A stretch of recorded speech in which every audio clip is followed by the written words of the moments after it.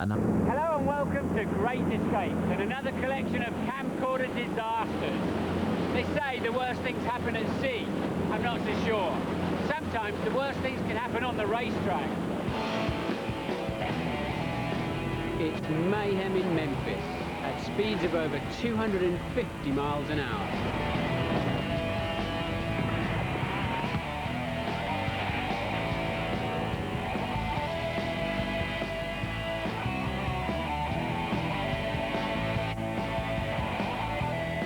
If veteran driver John Force wasn't a legend in American dragster circles before this, he is now.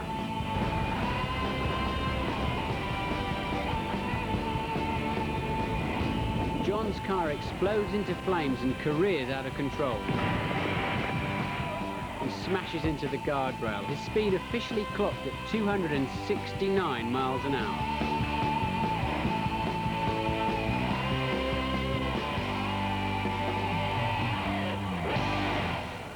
Despite his brush with death, John comes up smiling. Is this live?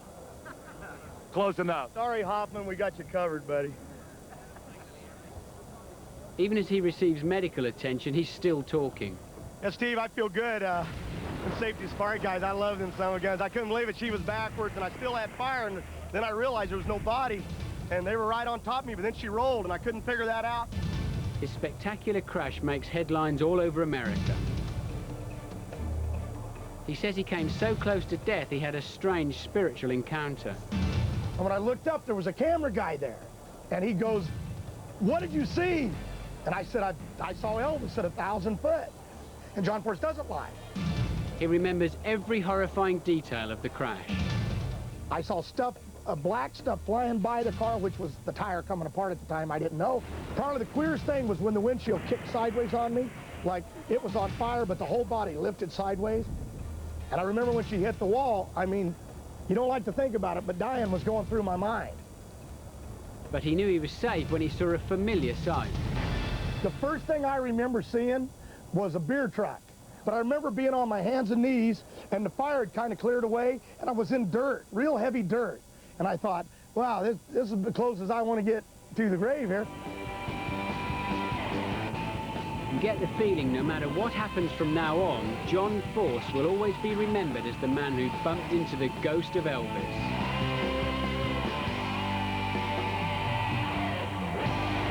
Around our shores, lifeboats like this have the unenviable task of going out in all weathers to save lives. In the States, the US Coast Guard fulfills much the same role, usually pretty efficiently. Like all of us, they sometimes have their off days. And when they do, the results can be pretty disastrous. Out on a routine search and rescue mission on Lake Michigan, the US Coast Guard. They're on the lookout for a missing yachtsman. On board to catch all the action is local news cameraman Steve Betcher. Do we know if this guy's got a jacket, Dave? We don't know. There's no sign of the missing man. To make things easier, the Coast Guard is ordered to keep pleasure boats at bay. Suddenly, Coast Guard Captain Jim Hughes spots a speedboat heading directly for the search area at a huge rate of knots. He tries to warn them off, but the speedboat's crew are too busy waving at a passing tourist boat.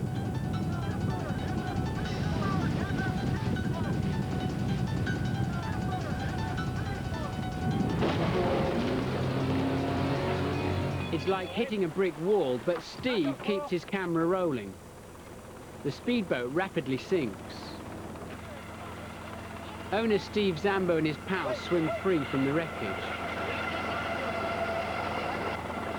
What the hell happened? The impact was so fierce they're lucky to be alive. It looked as though the Coast Guard hit them. To me, in my eyes, you hit them. They're shaken but unhurt. Right there. Come on up. You were waving at the celebration. The first time I knew that a boat was there is when they hit my boat in the back end. That's the first, and I didn't even know they hit me at first. The Coast Guards were later taken to court in order to pay damages. They not only ended up with a dent in their pocket, but also in the side of the boat. and it sank on the way home.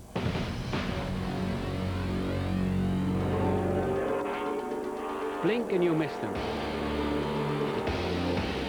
The men behind the controls of these high-speed drag boats are aiming for just one thing: to be the fastest. Competitors race in a mad dash to the line. They call it the liquid quarter mile. Driver Gary Ewing hits 120 miles an hour. But something's wrong. He's past the finish line and keeps on going. Reaction 9:32 the last time, 1:14.67. Red light, red light. Red light, red light. A closer look reveals Gary manages to eject clear just before takeoff. Red light on the race course. We have a boat off the top end. When you see the damage it's done, it was obviously a very timely exit. In another race, driver Sonny Moon is going flat out, till he too loses control. The boat explodes in mid-air, but Sonny escaped with minor injuries and was back racing within a year.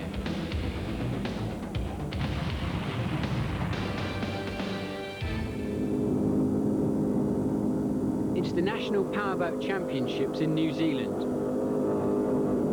These boats barely touch the water as they fly across it at 95 miles an hour. Two boats, Fleet Lease and Sleepyhead, are in a fierce battle for the lead, and disaster strikes. Jordan.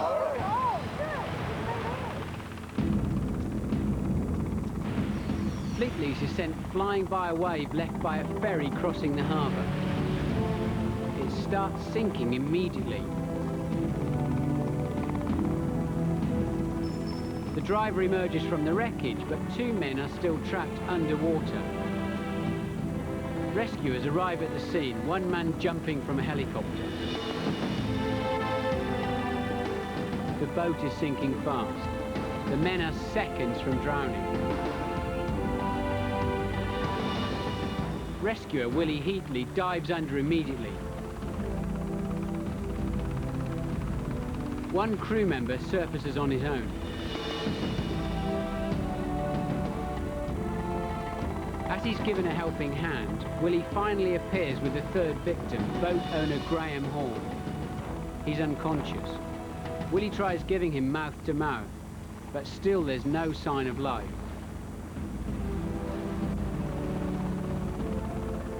A paramedic arrives and immediately calls for a stretcher. Graham is fighting for his life.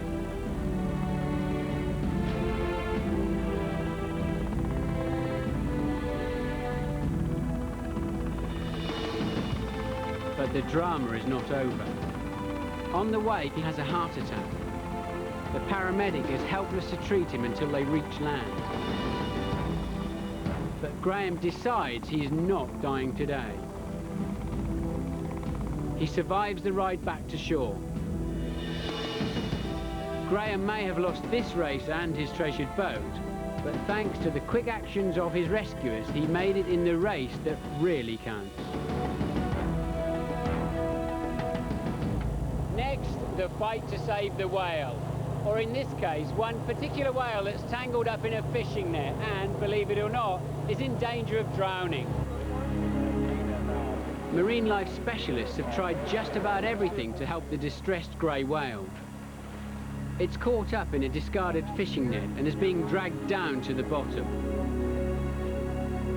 Laura Tritch captains the Condor whale watching boat. She's worried the whale will run out of energy if something's not done soon. It was breathing very laboriously. The head and the mouth and the eye was coming out of the water, which is a part that you seldom see when you're whale watching. The only hope now is to attach huge buoys to the whale to keep it afloat.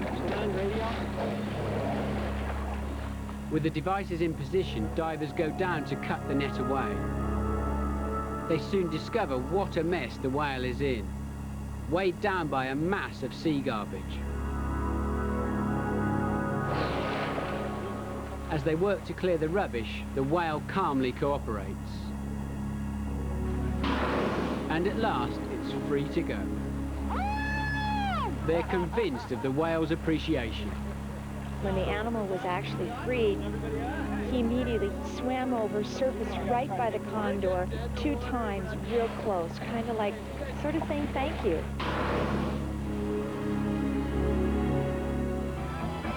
Still to come on Great Escapes, the cameraman who got too close for comfort, the cat that became a high flyer, and the fishing trip that turned to blind terror. Don't go away.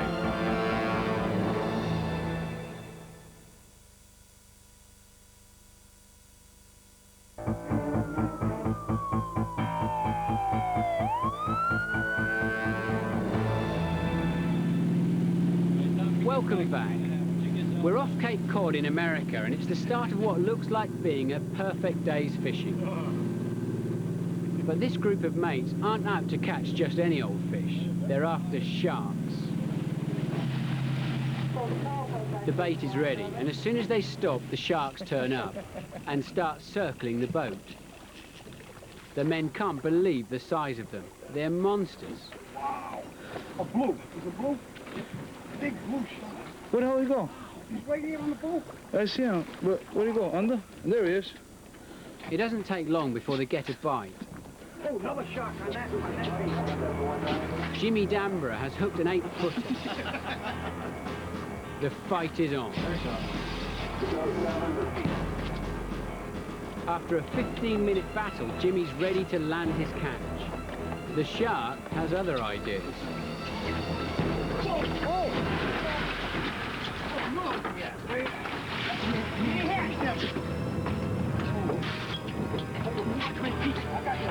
It's like a scene from Jaws, only the panic's real. With ravenous sharks all around him, Jimmy's strapped to his rod and can't let go.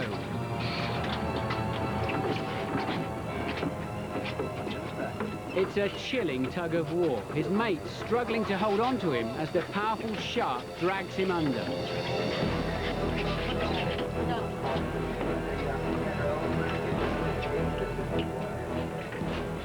Finally, they manage to haul him back, exhausted and in deep shock. But at least he's still in one piece. The nightmare starts when Jimmy's reel stops giving out line and he's yanked overboard. In the water, he tries to keep his legs up and prays his mates get him before the sharks do. Grab his arm and over. Jimmy, this is something I think you're never gonna forget. That shark almost had Italian food for dinner. That one. It's a story no one would believe, but Jimmy has the tape to prove he's the one that got away. Like most jobs, working in television has its occupational hazards, especially for the guy behind the camera. Getting the best action shots is what it's all about. But these next Great Escapes feature cameramen who got shots they never quite bargained for. It's the final stages of a rally in Australia and an aggressive fight for the lead.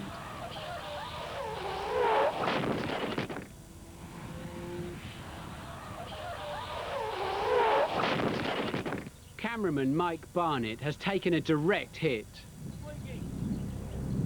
Instead of covering the rally for the local news, he finds the cameras turned on him as he waits for help. His shattered camera gear nearby. It's not Mike's day. He only stepped in after another cameraman pulled out at the last minute. Paramedics arrive, and wired up to a drip, Mike is off to hospital. He's almost paid for the spectacular footage with his life. Mike's leg is so badly broken, an assortment of screws are needed to pin it back together. Returning to the scene, Mike gives us a replay. I in fact set up just across the road there, and the producer came up to me and said, oh, you know, what do you think about moving across the road to here? And I said, look, the shot seems fine where I am. And he said, oh, look, I don't know, I'd prefer it if you moved across the road. So I actually picked up my gear and moved across to the fateful spot, if you like. Then the red Datsun rounded the corner and he knew he was in trouble. So at that point I rolled the camera The camera was rolling, of course. I left it rolling. I just zoomed out to wide angle and ran and left the camera, quite unashamedly. I missed the car. I ran far enough to miss the car, but he went through, collected these wooden logs and dragged those onto me, and that's what hit my leg and broke my leg and cartwheeled me, and I landed beside the car. Had I not have moved when I did, I probably wouldn't be here now.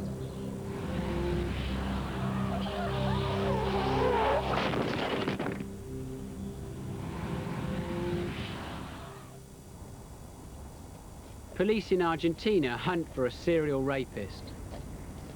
After taking in a suspect, the police chief speaks to the TV crews outside police headquarters. Then, more drama.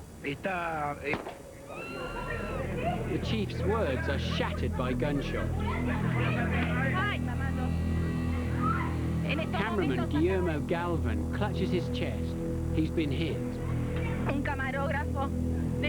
He staggers forward as shocked colleagues rush to help him.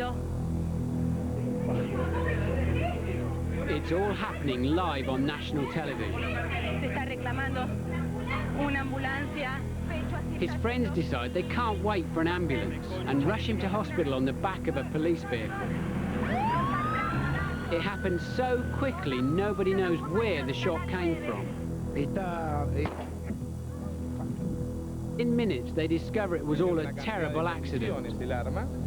This police revolver misfired inside the police station, and the bullet tore straight through the wall and into the crowd. Here's Guillermo's view of the drama through his own camera. Even after the shot, he keeps hold of the camera, putting it on the ground still rolling, recording the chaos. The policeman responsible turns up at the hospital, still in shock himself. Once Guillermo's out of surgery, he's invited to meet him, and all's forgiven.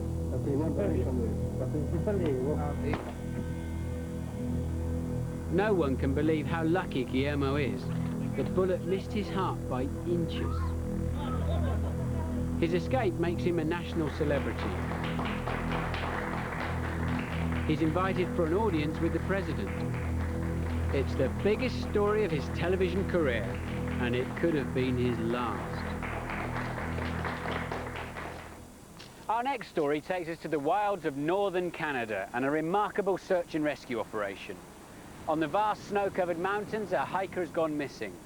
The terrain is impenetrable, the temperature's falling fast, and time is running out. The search has already been going on for 12 hours. 36-year-old Brian Jackman vanished in the sub-zero temperatures last night, and the snow has covered his tracks. It's been -5, -6 most of the night. His mates are desperate to help. He's a really nice guy, and as you can see, he's made an impact on all of us. Everything's stacked against them. Brian could be anywhere. It's like looking for a needle in a haystack. Even helicopters with heat-seeking scanners failed to find him. I'm looking for snow movement primarily. Those are my guys up on the ridge there now. They're making their way to the third peak on the ground. Night is falling and there's the forecast of more snow. First light next day and the search goes on. Miracles do continue to happen. This gentleman is prepared, and we feel that he has an excellent chance for survival. Then, at last, some good news on the radio. Attention all stations, attention all stations, this is Rescue 1. The subject has been located. We're recalling all units. Please call in by number. It's great. Yeah, that's real great.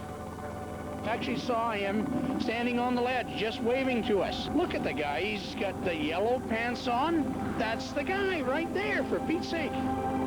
Freezing and exhausted, Brian is stuck over 300 feet down the mountainside. Finding him is one thing, getting him out is quite another. He couldn't be in a worse spot, miles from anywhere. Two rescuers struggle up the mountain on foot. He's got to have come down from the top. Maybe he looked over here and thought this is the way to get out to Vancouver, but he sure picked the wrong route, didn't he? After 42 hours in the sub-zero temperatures, Brian is airlifted to safety. He has injuries to his arms and legs and is suffering from hypothermia. Set, 1, 2, 3. Welcome back. I lost my footing, and I started sliding in between the trees, and I was carrying my snowshoes at this point. I slid down in between some trees, and it dropped me off into a ravine. Go down to my left. A dislocated shoulder and broken knee put Brian at the mercy of the mountains.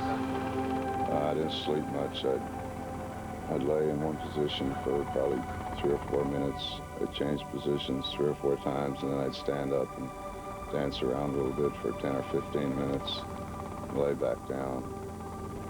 No one is more delighted to see him safely back than his wife, Rhonda. It's amazing. It's really miraculous. It's wonderful. Very lucky guy.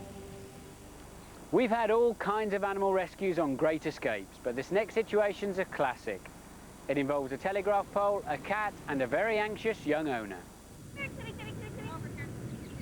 Dweeb the cat is in trouble. She's been stuck on top of this pole with no food and water for 3 whole days. Come down, Kitty! Her young owner, Unique Shepherd, is worried sick. Her mum has phoned the authorities for help, but they've refused. Suddenly, events take a dramatic turn. Come here!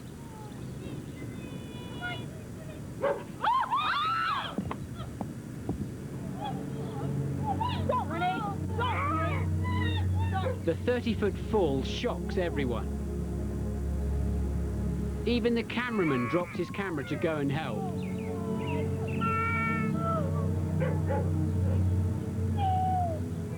They all fear the worst.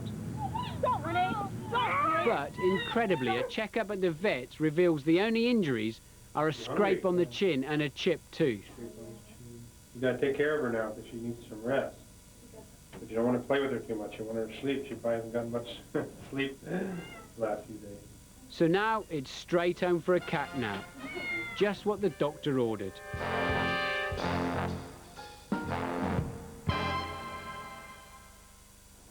One life down, 8 to go. And that's it for tonight. I'll be back with more Great Escapes same time next week. See you then, bye-bye.